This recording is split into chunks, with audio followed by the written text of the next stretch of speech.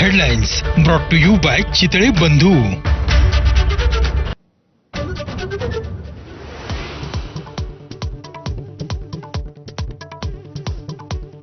अजित पवार आणि एकनाथ शिंदे दोघेही संवादात चांगले नाहीत. मुख्यमंत्री फडणवीसांचं एक्सप्रेस अड्डाला दिलेल्या मुलाखतीत वक्तव्य. शरद पवारांची मात्र स्तुती केली.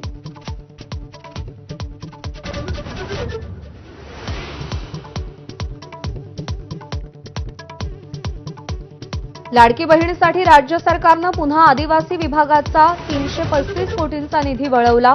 तिसऱ्यांदा निधी वळवल्यानं नाराजी.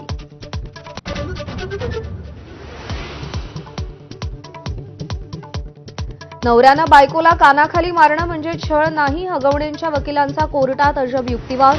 वैष्णवीच्या चारित्र्य हननाचा प्रयत्न. वैष्णवीचा पती, सासू आणि नणंदेला 1 दिवसाची कोठडी तर सासरा आणि दिराला 3 दिवसांची कोठडी.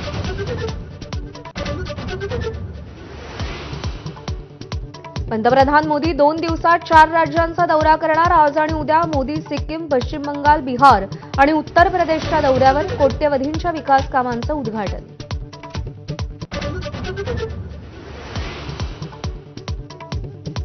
ऑपरेशन सिंदूर नंतर केंद्रीय गृहमंत्री अमित शहा पहिल्यांदाच जम्मू काश्मीर दौऱ्यावर.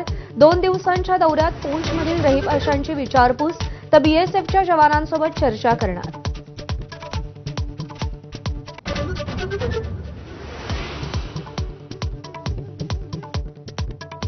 छत्रपती संभाजीनगरमध्ये भरधाव कारनं दुचाकीला उडवलं. कार चालवणाऱ्या 14 वर्षांच्या मुलाचा वडिलांविरोधात गुन्हा. कारही पोलिसांच्या ताब्यात. राज्यात पाऊस बळींची संख्या 39 वर. राज्य आपत्ती व्यवस्थापन विभागाकडून माहिती सादर. पुढच्या 48 तासात मराठवाड्यात मुसळधार पावसाची शक्यता.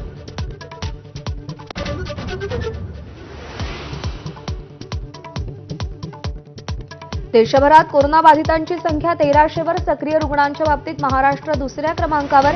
महाराष्ट्रात आतापर्यंत कोरोनाचे 6 बळी.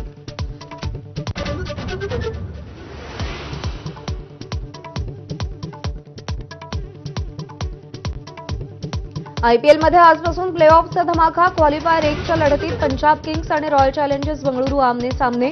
बाजी मारणारा संघ थेट अंतिम फेरी गाठणार.